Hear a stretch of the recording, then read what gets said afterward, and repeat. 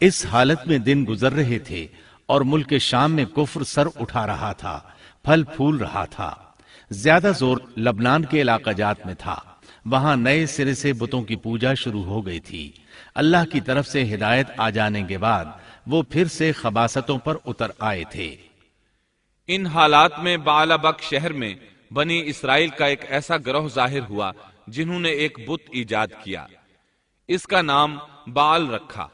اسی کے نام پر شہر کا نام بعلبک ہے۔ اللہ تعالیٰ نے ان کی طرف معزز پیغمبر الیاس علیہ السلام کو مبعوث فرمایا۔ آپ کا سلسلہ نسب یوں ہے: الیاس بن یاسین بن فنحاس بن ایزار بن ہارون علیہ السلام۔ اللہ تعالیٰ سورۃ الصافات آیات 123 تا 132 میں ان کا تذکرہ یوں فرماتے ہیں: وَإِنَّ إِلْيَاسَ لَمِنَ الْمُرْسَلِينَ إِذْ قَالَ لِقَوْمِهِ أَلَا تَتَّقُونَ أَتَدْعُونَ بَعْلًا وَتَذَرُونَ أَحْسَنَ الْخَالِقِينَ اللَّهَ رَبَّكُمْ وَرَبَّ آبَائِكُمُ الْأَوَّلِينَ فَكَذَّبُوهُ فَإِنَّهُمْ لَمُحْضَرُونَ إِلَّا عِبَادَ اللَّهِ الْمُخْلَصِينَ وَتَرَكْنَا عَلَيْهِ فِي الْآخِرِينَ سَلَامٌ عَلَى الْيَاسِينَ إِنَّا كَذَلِكَ نَجْزِي الْمُحْسِنِينَ إِنَّهُ مِنْ عِبَادِنَا الْمُؤْمِنِينَ۔ اور بے شک الیاس بھی پیغمبروں میں سے تھے، جبکہ انہوں نے اپنی قوم سے فرمایا کہ تم اللہ سے نہیں ڈرتے، کیا تم بعل نامی بت کو پکارتے ہو اور سب سے بہتر خالق کو چھوڑ دیتے ہو، اللہ جو تمہارا اور تمہارے اگلے تمام باپ دادوں کا رب ہے۔ لیکن قوم نے انہیں جھٹلایا، پس وہ ضرور عذاب میں حاضر کیے جائیں گے، سوائے اللہ کے مخلص بندوں کے۔ ہم نے الیاس کا ذکر خیر پچھلوں میں بھی باقی رکھا کہ الیاس پر سلام ہو،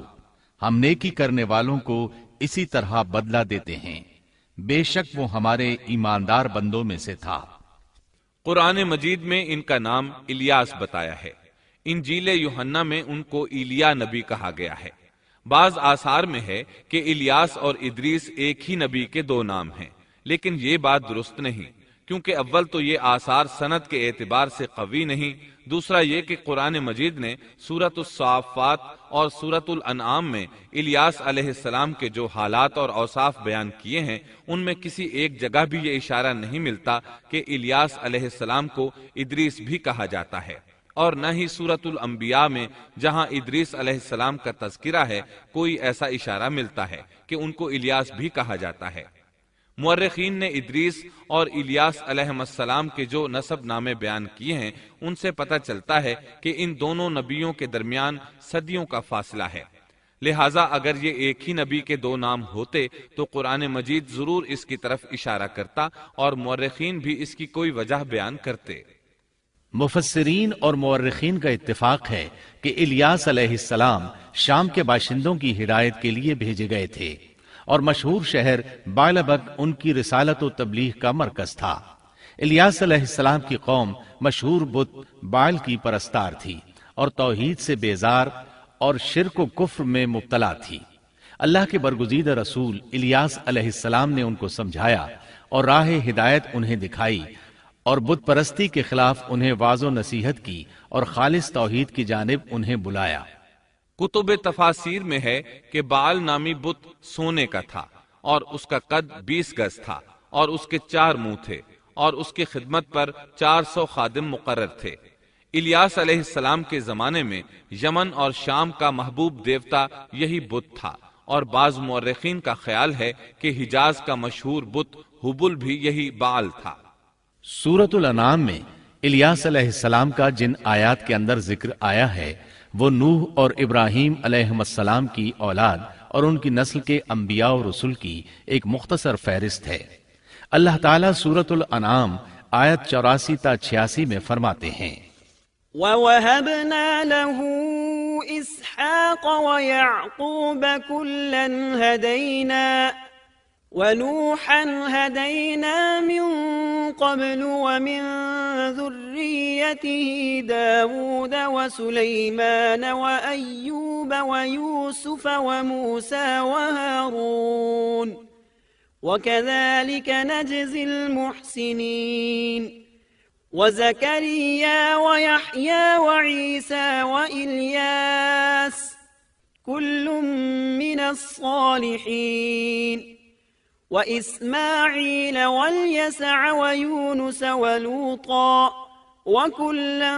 فضلنا على العالمين۔ اور ہم نے ان کو اسحاق دیا اور یعقوب،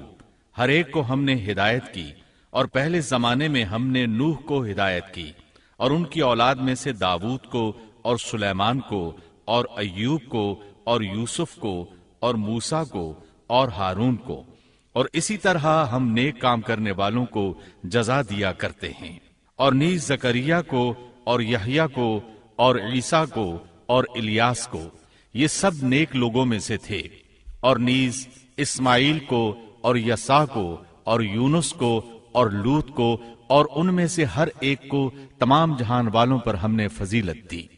الیاس علیہ السلام اور ان کی قوم کا واقعہ اگرچہ قرآن میں بہت مختصر ہے، تاہم اس سے یہ سبق حاصل ہوتا ہے کہ بنی اسرائیل کے یہود کی ذہنیت اس درجہ مسخ ہو چکی تھی کہ دنیا کی کوئی برائی ایسی نہیں تھی کہ جس کے کرنے پر یہ حریص نہ ہوں، اور کوئی خوبی ایسی نہ تھی جس کے یہ دل دادا ہوں، اور انبیاء و رسل کے ایک طویل اور مسلسل سلسلے کے باوجود بت پرستی، نجوم پرستی، عناصر پرستی، غرض غیر اللہ کی پرستش کا کوئی شعبہ ایسا نہ تھا جس کے یہ پرستار نہ بنے ہوں۔ قرآن مجید میں بنی اسرائیل سے متعلقہ واقعات میں جہاں ان کی بدبختی اور کجروی پر روشنی پڑتی ہے، وہاں ہمیں یہ نصیحت و عبرت بھی حاصل ہوتی ہے کہ اب جبکہ انبیاء و رسول کا سلسلہ ختم ہو چکا اور خاتم النبیین کی نبوت اور قرآن مجید کے آخری پیغام نے اس سلسلے کو ختم کر دیا، تو ہمارے لیے ازحد ضروری ہے کہ بنی اسرائیل کی مسخ فطرت اور تباہ ذہنیت کے خلاف احکام الہی کو مضبوطی سے پکڑیں اور ان میں ہیلہ سازی اور ٹیڑھ پن سے کام نہ لیں، ان کی خلاف ورزی کی جرات نہ کریں، اور ہمارا شیوا سپرد و تسلیم ہونا چاہیے، نہ کہ انکار و انحراف۔ اسلام کے یہی اور صرف یہی معنی ہے۔